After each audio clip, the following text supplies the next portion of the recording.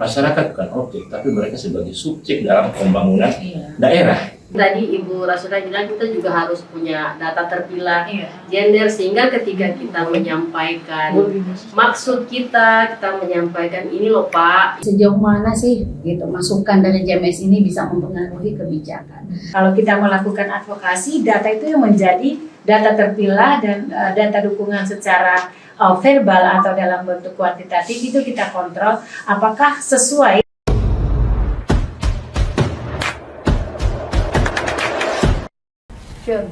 Halo Sobat Anggaran, kembali lagi dengan podcast kita pada malam hari ini yaitu Beda Nalar.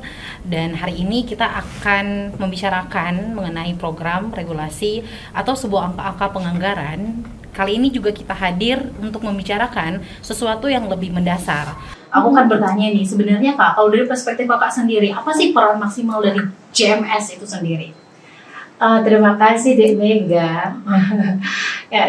Secara pribadi atau secara materi atau teori yang kita sudah peroleh bahwa JMS ini adalah satu wadah yang harus diapresiasi. Kenapa?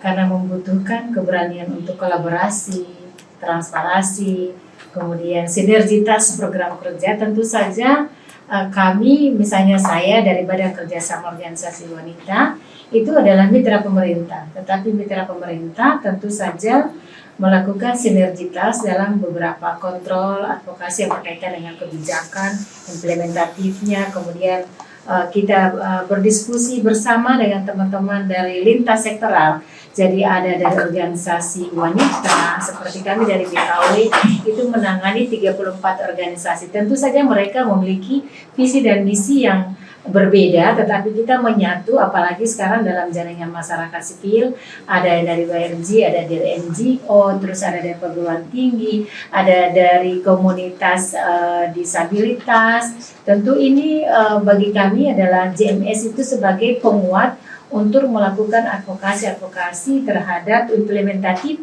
kebijakan yang sudah direncanakan oleh pemerintah. Tetapi implementatif kontrol itu adalah tentu saja kita berdasarkan pada data. Kalau kita melakukan advokasi, data itu yang menjadi data terpilah dan data dukungan secara verbal atau dalam bentuk kuantitatif itu kita kontrol apakah sesuai dengan apa yang direncanakan dan diimplementasi dalam lapangan, kemudian melakukan evaluasi apa yang menjadi refleksi ketidakberhasilan ataupun keberhasilan. Saya kira. Wah, luar biasa sekali. Tadi soalnya saya sempat highlight visinya banyak, namun tetap punya tujuan yang sama, berlangsungan hidup yang layak sebenarnya ya, Bu. Luar biasa sekali, Sobat Anggaran. Kita akan langsung ke Pak Fandi dan saya punya pertanyaan khusus kepada Pak Fandi nih. Nah, kalau dari pandangan Bapak, bagaimana sebenarnya pemerintah daerah menerjemahkan kerangka kebijakan GETSI ke dalam proses perencanaan dan penganggaran yang konkret di daerah Gorontalo? Silakan jawab, Pak. Oke, makasih Mbak Mega. Pertama-tama kita harus tahu apa itu GETSI dulu. Ya. Kalau kami melihat GETSI itu adalah kesetaraan gender, inklusi sosial, inklusi disabilitas, dan strategi dalam hal peningkatan GETSI itu adalah menggunakan strategi pengaruh utamaan gender. Sekarang pertanyaannya, apa itu PUG? Ya kan? Jadi di masyarakat itu Mbak Mega masih mengenal PUG itu berhubungan dengan jenis kelamin. Oh, PUG itu adalah hanya misalnya ke perempuan aja. Ini masih banyak berkembang di masyarakat kita. Ternyata kalau kita berbicara PUG itu berbicara tentang aspek manusianya, ya kan? Kemanusiaannya. Atau bicara manusia di situ ada laki-laki dan perempuan.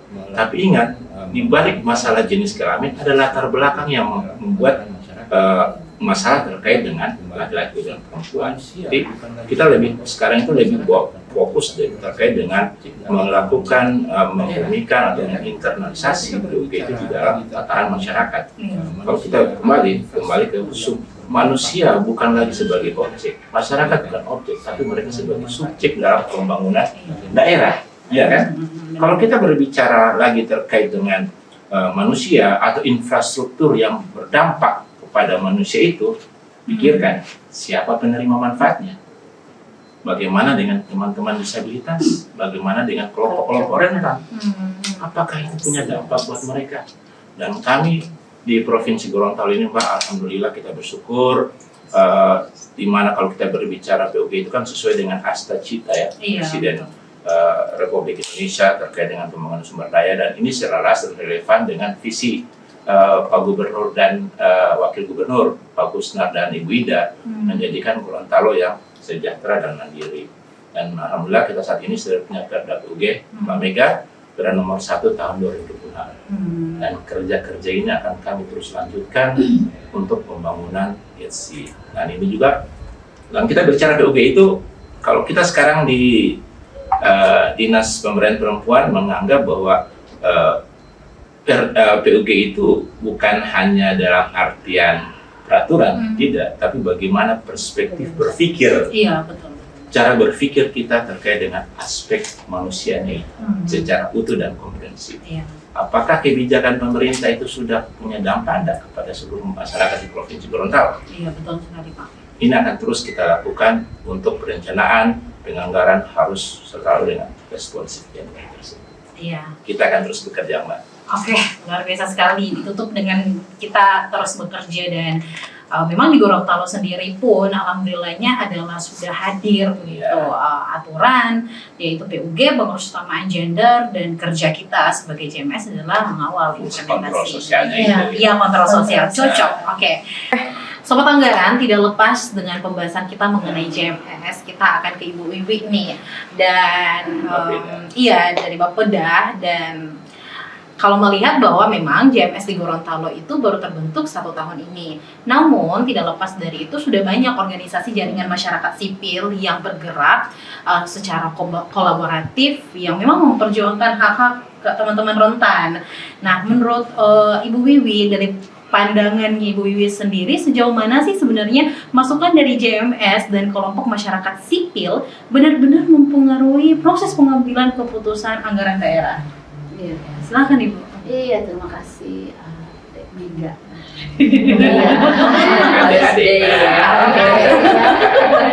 Ya, kalau tadi kita mendengarkan bagaimana pembentukan JMS dilakukan di Gorontalo yang sudah kurang lebih setahun ini.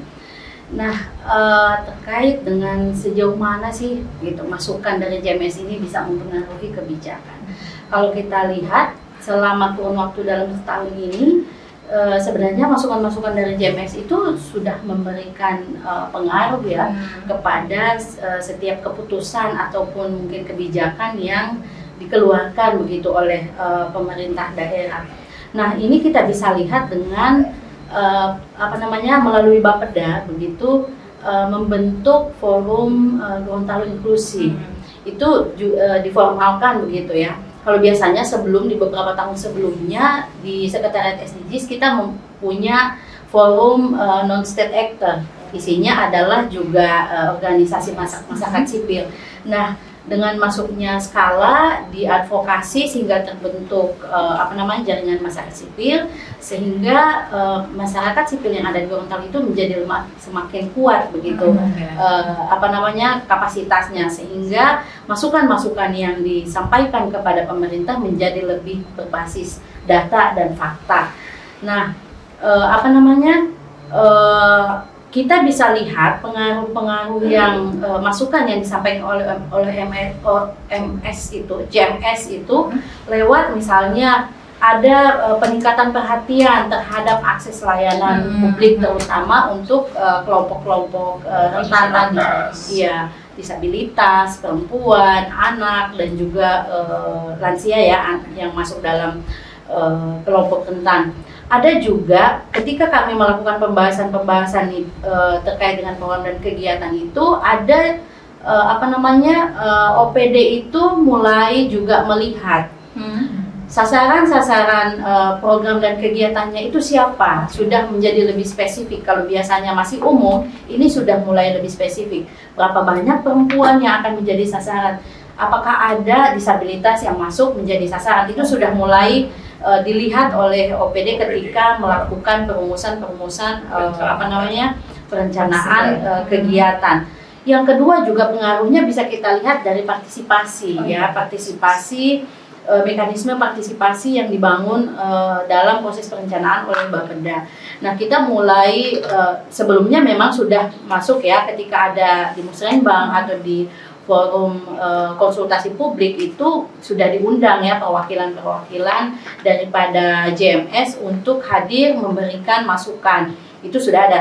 Dengan masuknya skala ini juga pemerintah provinsi sudah dibantu untuk panduan begitu, membuat panduan seperti apa mekanisme untuk forum-forum seperti itu. Yang selanjutnya adalah pengaruhnya juga bisa kita lihat dari munculnya ada program pemberdayaan ekonomi yang berbasis komunitas, atau juga misalnya di dinas tenaga kerja itu ada mereka memasukkan dalam dokumen perencanaannya terkait dengan kegiatan pelatihan yang khusus misalnya untuk disabilitas atau khusus untuk perempuan, itu sudah ada, sehingga ini tentunya dipengaruhi oleh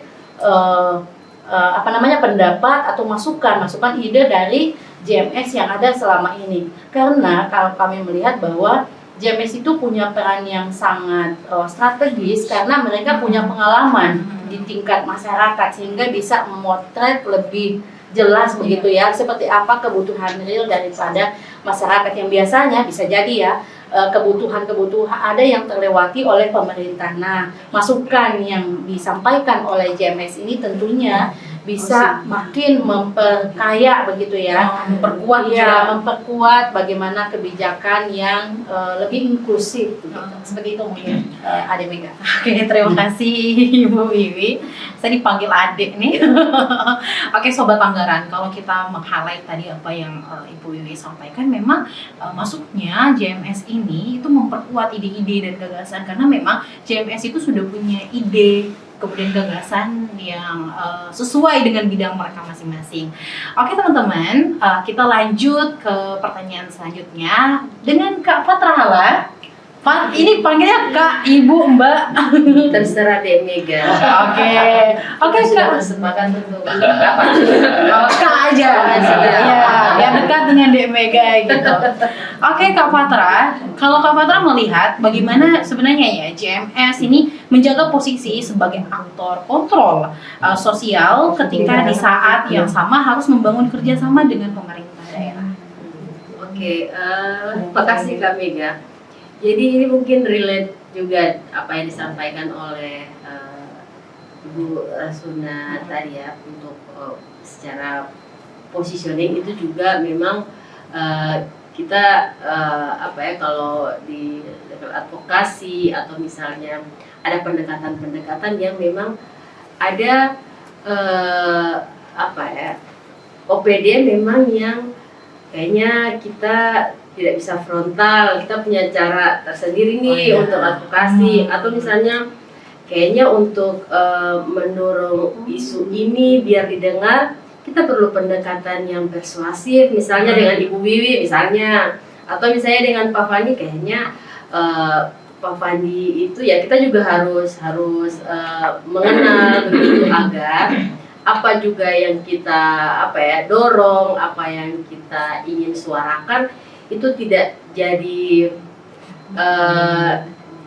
tidak terkesan kosong. Apalagi tadi Ibu Rasuna bilang kita juga harus punya data terpilah gender, sehingga ketika kita menyampaikan maksud kita menyampaikan ini loh Pak, ini loh Bu, saran saya untuk program kita di wilayah ini terjadi kesenjangan apa, di sana di kabupaten ini ada sedang berdinamika apa. Nah itu kalau misalnya kita punya data, dan di JMS juga kita belajar melalui Seknas Fitra, kita juga diberi pengetahuan soal itu, ya ada ragam yang kita sebenarnya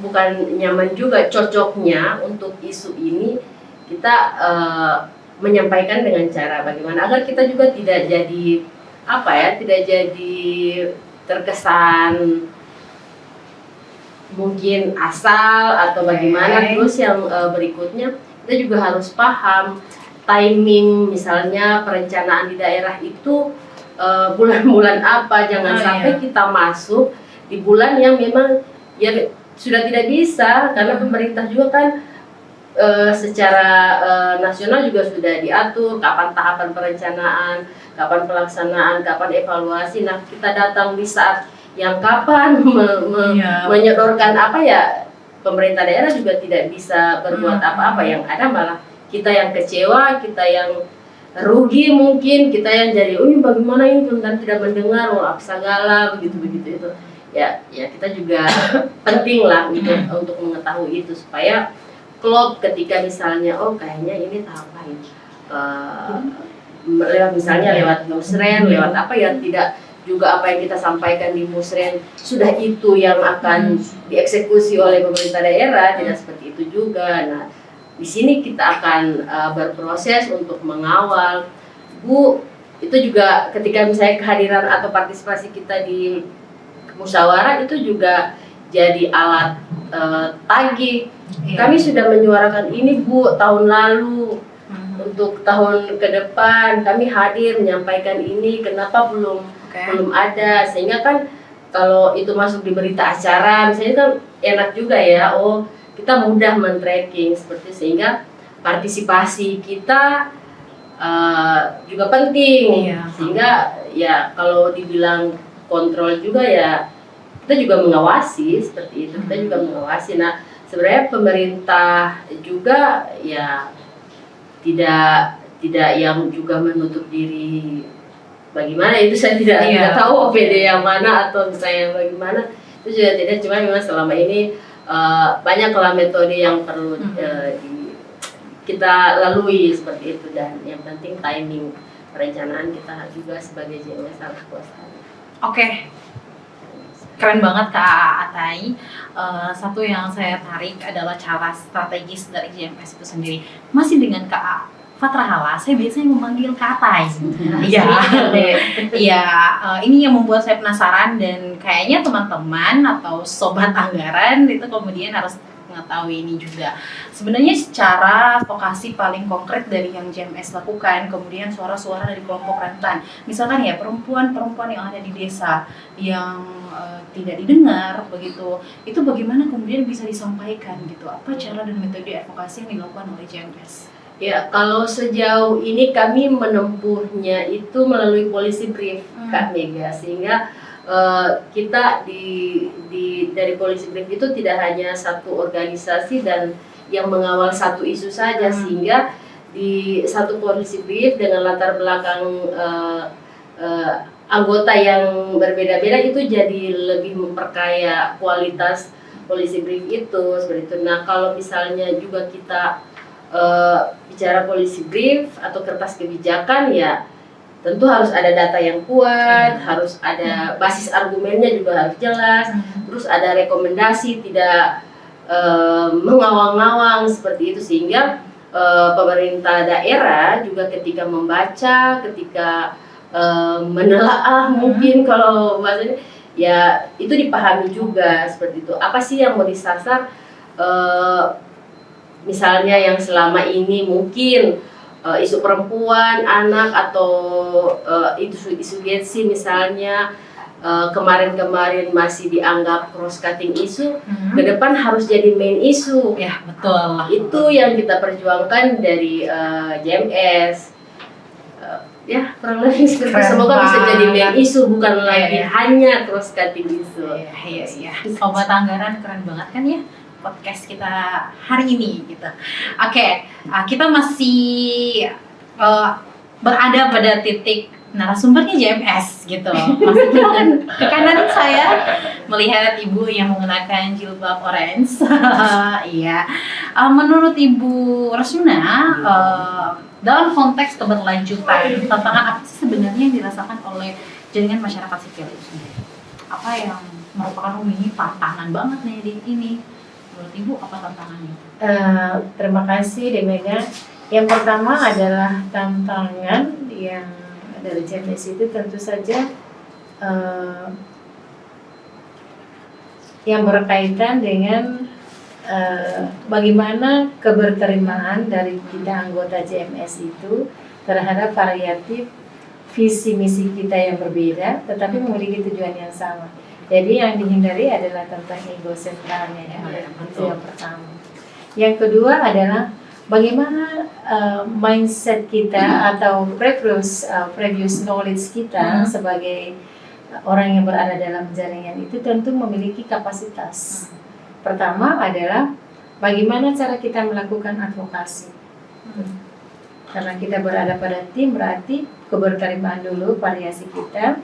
Karena kita di JMS itu kan memiliki variatif lintas sektor ya. Jadi ada yang dari organisasi wanita gitu kan, terus yang memiliki organisasi seperti kami di BKW kan ada organisasi wanita yang struktural ya. Kemudian ada organisasi masyarakat, ada organisasi sosial, ada organisasi profesi. Nah, kami sebagai perwakilan dari BKW di JMS tentu saja menampung aspirasi-aspirasi mereka yang kita samakan dengan teman-teman yang memiliki ciri yang berbeda dengan kami. Dan itu harus keberterimaan itu harus dulu.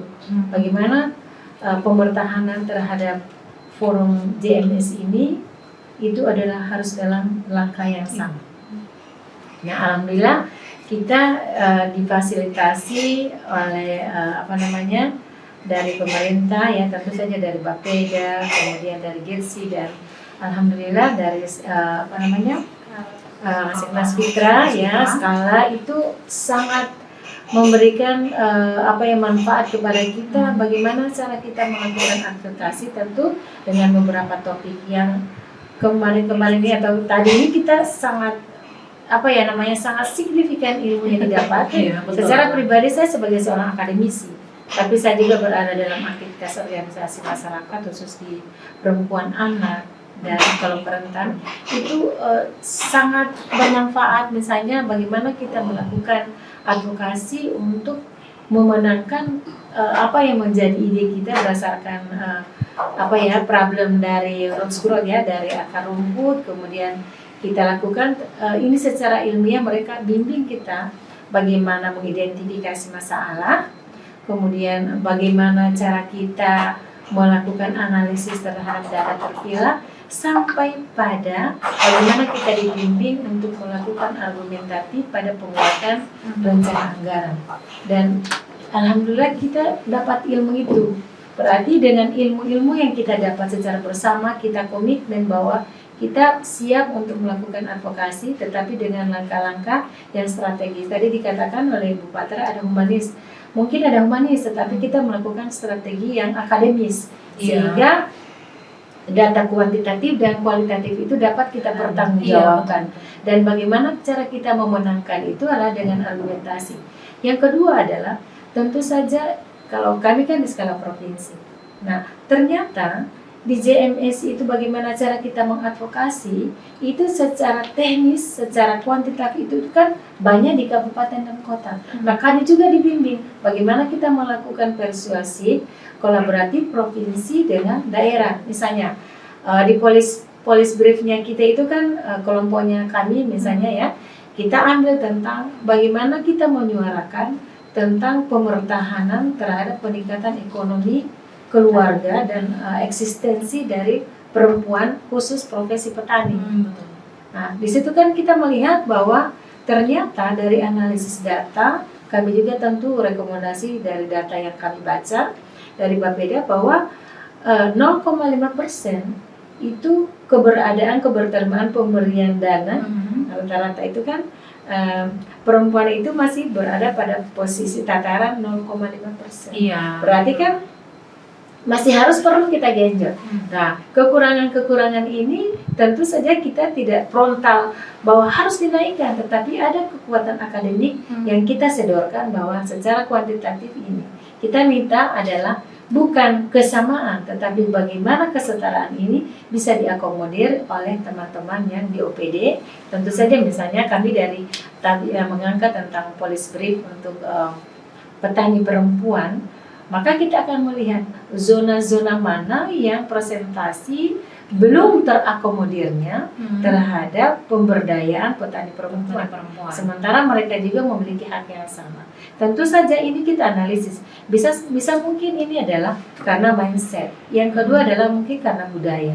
Bahwa perempuan itu mungkin tidak wajar untuk langsung terjun dalam hal pertanian. Tetapi secara kemampuan sebetulnya sama. Cuma karena mungkin faktor pengetahuan, kita melakukan edukasi, atau juga bagaimana kita memberikan pendekatan yang secara persuasif terhadap bukan mengubah kultur, tetapi bagaimana mencerahkan terhadap kultur ini adalah melihat perbedaan, persamaan dan keadilan kesetaraan antara laki-laki dan perempuan. Nah, ini yang kita angkat secara bersama-sama misalnya itu. Kemudian yang kedua adalah misalnya ada di JMS itu kita berbicara tentang ada mengangkat tentang isu bagaimana mengakomodir terhadap pekerjaan apa namanya tenaga kerja bagi teman-teman yang berada pada disabilitas. Bagaimana para penerima pekerjaan instansi-instansi itu bisa mengakomodir, tentu saja berada pada koridor-koridor yang sudah sesuai. Tetapi harapan kami adalah perjuangan kami bagaimana GETSI ini bisa menjadi hal yang sangat memperkuat untuk kesuksesan pembangunan di Provinsi Gorontalo. Iya, luar biasa sekali Ibu. Tadi kekuatan akademik Sobat Anggaran, dan itu memang benar-benar menjadi satu kekuatan kita untuk kemudian mengadvokasi satu isu dari JMS itu sendiri. Dan JMS pun punya argumentatif yang bersifat ilmiah, dan tadi kita sudah banyak belajar ya dari Kemnas sendiri, Ibu oleh skala, dan bagaimana JMS ini kemudian bisa berargumentatif secara ilmiah dan punya data real. Agar kiranya tadi persis sampai oleh Kak Atai bahwa nggak hanya ngomong aja, tapi kita punya data nih, terus gimana solusinya gitu.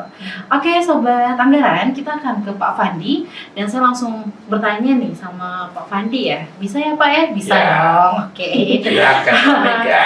Oke, sebenarnya dari Bapak sendiri, apa sih sebenarnya tantangan terbesar yang dihadapi birokrasi daerah dalam mengimplementasikan kebijakan yang responsif gender, disabilitas, dan inklusi sosial? Silakan Pak. Pertama, kami juga bersyukur ya, alhamdulillah dengan adanya di Provinsi Gorontalo ya, kolaborasi dan elaborasi bersama JMS dan pemerintah daerah sudah sangat bagus ya. Skenas Fitra sama Skala juga kita sudah mulai membangun apa ya, mindset yang sama dalam hal ini, dalam hal kesetaraan gender, inklusi sosial maupun inklusi disabilitas. Sekarang apa sih tantangan saat ini ya? Pertama, kami berharap Perda PUC itu bukan hanya sebatas kertas. Betul. Ya, bukan hanya sampai di kertas saja. Tapi bagaimana kami saja di Dinas Pemberdayaan P3 Provinsi Gorontalo sementara menyiapkan peta jalan kesetaraan gender. Apa yang sudah kami lakukan? Alhamdulillah kemarin kami bersama Skala sudah mulai melakukan advokasi, sudah melakukan kerja bersama dalam hal rencana aksi daerah. Ya, kita mengundang JMS, kita mengundang teman-teman mitra BKW. Ini isu-isu gender itu harus masuk di semua siklus perencanaan dan anggaran pembangunan daerah. Betul. Ya kan? Itu harus masuk itu. Iya, betul. Untuk apa? Pemerintah harus hadir dalam hal ini ya. Sepenuhnya. Ya, sepenuhnya dalam masalah-masalah sosial yang terjadi di masyarakat. Adapun tantangan yang kami hadapi sekarang adalah pertama, saya lihat dari 5 dimensi Mbak Mega. Pertama, kelembagaan. Masih banyak OPD-OPD terkait yang belum paham apa sih ARC itu, anggaran responsif. Apa itu GAP, apa itu GAB-nya. Ya, masih banyak belum paham itu dalam tataran penguatan kelembagaan. Dimensi pertama. Dimensi kedua, sistem. Bagaimana cara implementasi sistem di dalam, walaupun itu ada anggaran, tapi bagaimana pelaksanaan implementasinya.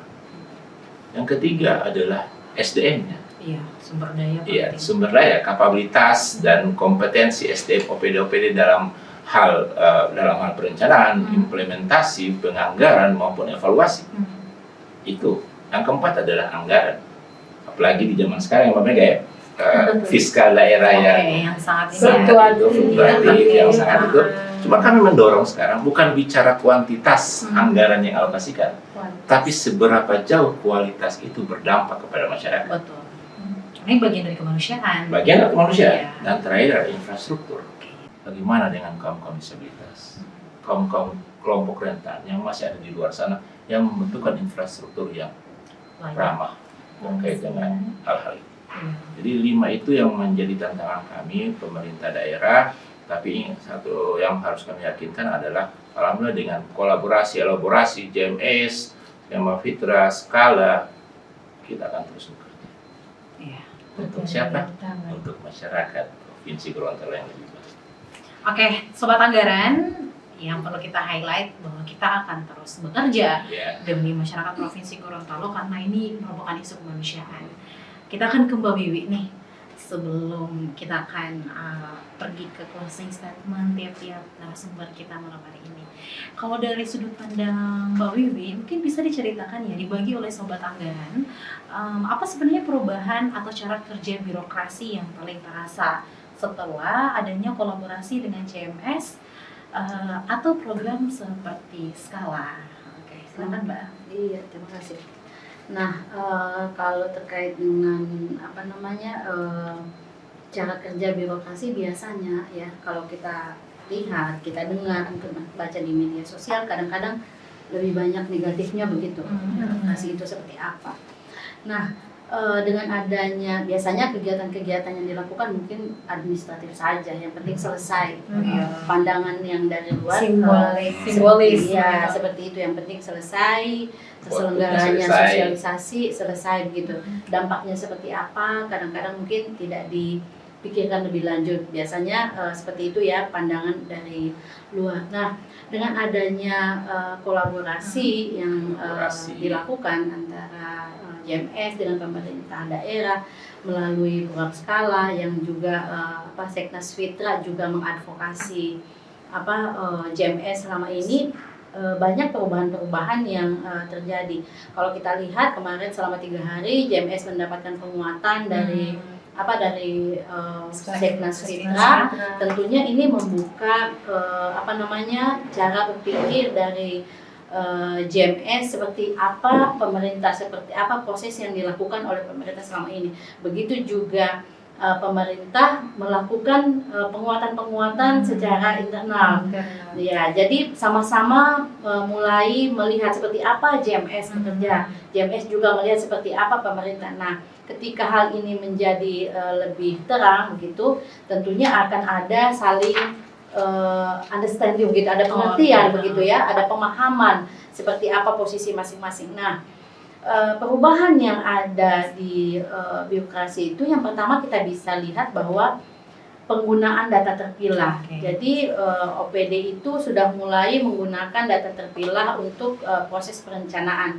Kami juga di Bapeda terus mengadvokasi ketika melakukan asistensi untuk dokumen-dokumen perencanaan, baik Renstra maupun Renja dari OPD itu, kami mengadvokasi bahwa penggunaan data terpilah itu sudah harus dilakukan oleh OPD. Hal ini apa? Supaya memastikan bahwa kelompok-kelompok rentan ini menjadi perhatian, ya, menjadi pertimbangan ketika kebijakan itu dirumuskan.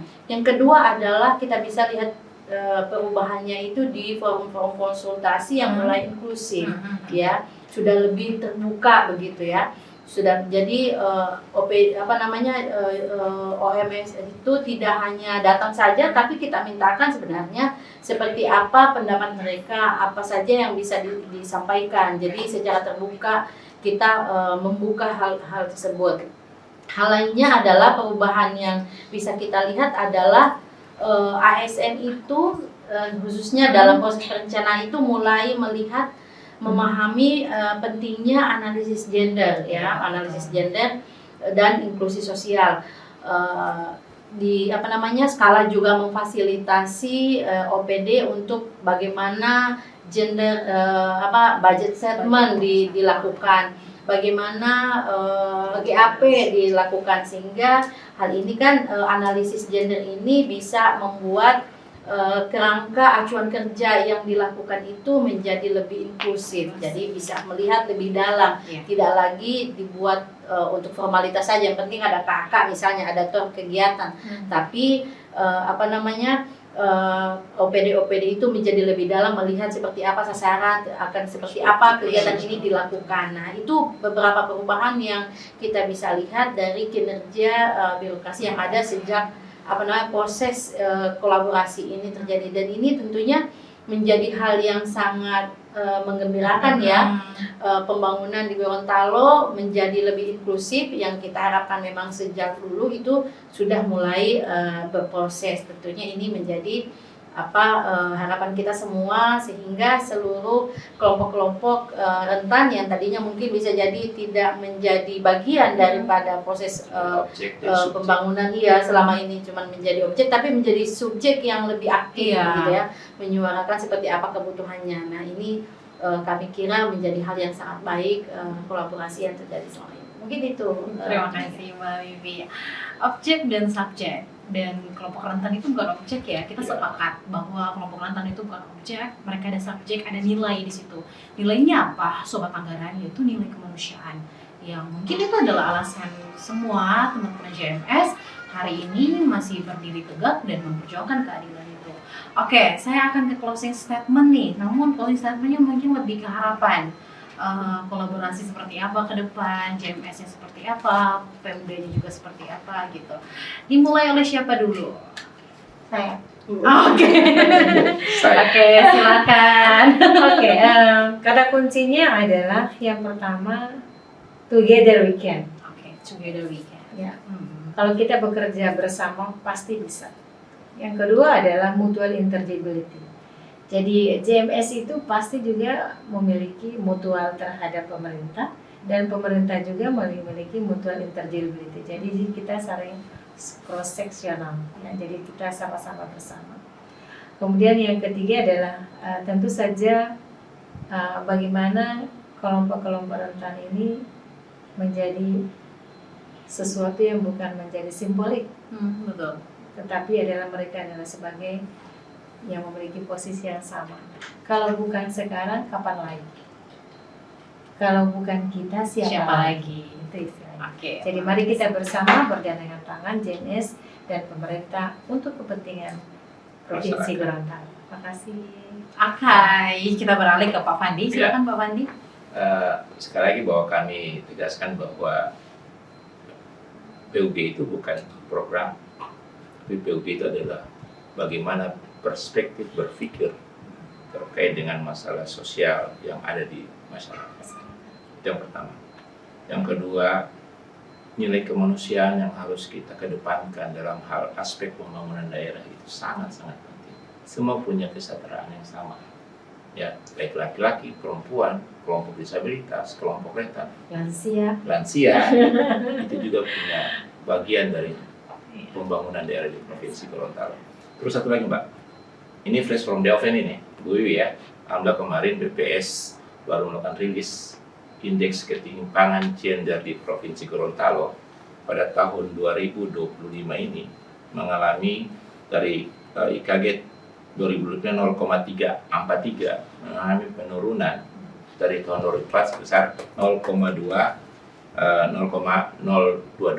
Ini membuktikan kerja-kerja kita bersama, kolaborasi kita bersama sudah mendapatkan hasil yang nyata dari BPS. Tapi masih banyak pekerjaan yang harus kita lakukan.